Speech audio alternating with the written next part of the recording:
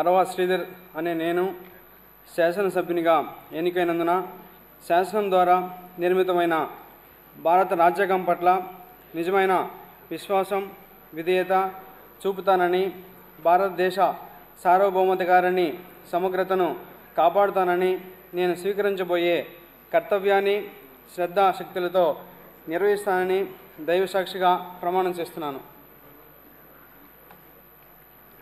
ఆంధ్రప్రదేశ్ శాసనసభ సభ్యునైన అరవ శ్రీధర్ అనే నేను సభా నియమాలకు కట్టుబడి ఉంటానని, వాటిని అనుసరిస్తానని, సభా మర్యాదలను పాటిస్తానని, సాంప్రదాయాలను గౌరవిస్తానని దైవసాక్షిగా ప్రమాణం చేస్తున్నాను. శ్రీ శ్రీనివాసులు ఆరణి.